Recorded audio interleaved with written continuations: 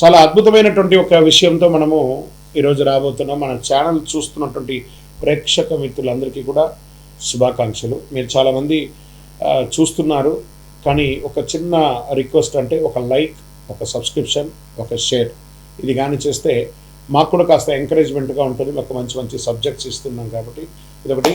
ఈ రాబోయే మార్చ్ 6వ తారీఖున శని భగవానుడు స్థానం మారుతున్నారు. ఇది 2.5 సంవత్సరాలకు ఒకసారి ఇది జరుగుతూ ఉంటుంది. అద్భుతమైనటువంటి దీన్ని తమిళ భాషలో శని పయర్చి అంటారు, మనం తెలుగులో శని గమన మార్గం మారుతున్నారు అనే దాన్ని చెప్పడం జరుగుతుంది. తిరునల్లారు అనే ఒక క్షేత్రం ఉంటుంది తమిళనాడులో.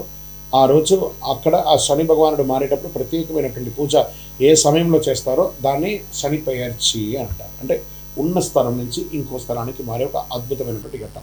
ఈ శని గమనం మార్పు జరగడం వల్ల ఏ రాశి వారికి లాభంగా ఉంటుంది, ఏ రాశి వారికి ప్రతికూలంగా ఉంటుంది అనేదాన్ని మనం ఇప్పుడు విశ్లేషించుకోబోతున్నాం. శని భగవానుడు కుంభం నుండి మీనంలోకి గమన మార్పు 6వ తారీఖున మార్చి 26 ఉదయం 8:24 ఇది చాలా విశేషమండి.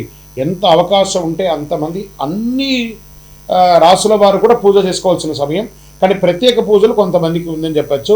దీన్ని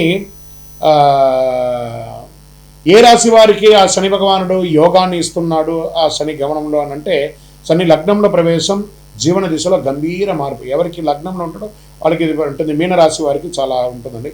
ఆధ్యాత్మిక చైతన్యం పెరుగుతుంది, క్రమశిక్షణలో ఎదిగే అవకాశం ఉంటుంది. అంటే కుంభరాశి నుంచి మీనరాశి, మీ రాశిలోకి రాబోతున్నాడు కాబట్టి వృషభ రాశి వారికి లాభస్థానంలో శని ఉన్నాడు. దీర్ఘకాలిక పెట్టుబడుల ఫలితం, ఆర్థిక స్థిరత్వం కూడా ఉంటుంది. తర్వాత మకర రాశి వారికి శని మీ యొక్క స్వగ్రహాధిపతి కాబట్టి శ్రమకు ప్రతిఫలం ఉంటుంది.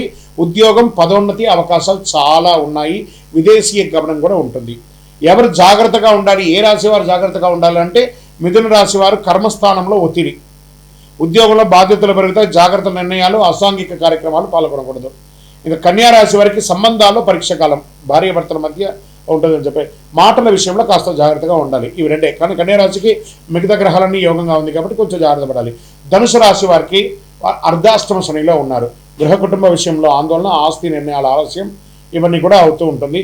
శని ఎప్పుడు శిక్షకారకుడు కాదు. అదేవిధంగా సింహరాశి వారికి కూడా అష్టమ శనిలో ఉన్నాడు. కొంచెం జాగ్రత్తగా ఉండాల్సినటువంటి సమయం. ఈ ప్రకృతి విపత్తులు కూడా వచ్చే అవకాశాలు ఈ శని గమనం ద్వారా కూడా ఉందండి. కొండ ప్రాంతాల్లో భారీ వర్షాలు, కొండ చర్యలు కింద పడడము, చిన్న చిన్న భూకంపాలు లాంటి రావడము, జలప్రలయం అనేది కనబడుతుంది. తీర ప్రాంతాల్లో సముద్ర ప్రభావం ఎక్కువ ఉంటుందని కూడా చెప్పడం జరుగుతుంది. వరదల వల్ల వ్యవసాయానికి మిశ్రమ ఫలితం ఉంటుందని కూడా ఈ శని యొక్క మార్పు వల్ల ఉంటుందని కూడా చెప్పచ్చు. జలతత్వం శని గమనంలో ప్రకృతి శక్తులన్నీ కూడా అధికంగా ప్రేరేపింపబడతాయి కాబట్టి జాగ్రత్తగా ఉండాలి. శని భగవానుడు శత్రువు కాదు, మన కర్మ ప్రతిబింబమే శని భగవానుడు. కాబట్టి ఆ శని గమనాన్ని ఆ రోజు మార్చి 6వ తారీఖున ప్రతి ఒక్కళ్ళు దేవాలయానికి వెళ్ళి ఒక 19 ప్రదక్షిణాలు చేయండి.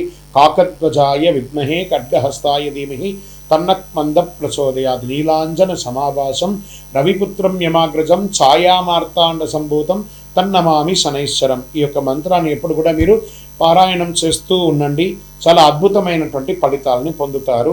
ఇంకను మీ యొక్క వ్యక్తిగత జాతకం కోసం మా నంబర్ ఉంది చూసారా, ఆ నంబర్కి మీ యొక్క పేరు, date of birth, time of birth, place of birth చేసుకొని మా అపాయింట్మెంట్ కూడా మీరు ఫిక్స్ చేసుకొని మీ యొక్క వ్యక్తిగత జాతకం కూడా మీరు తెలుసుకోవచ్చు.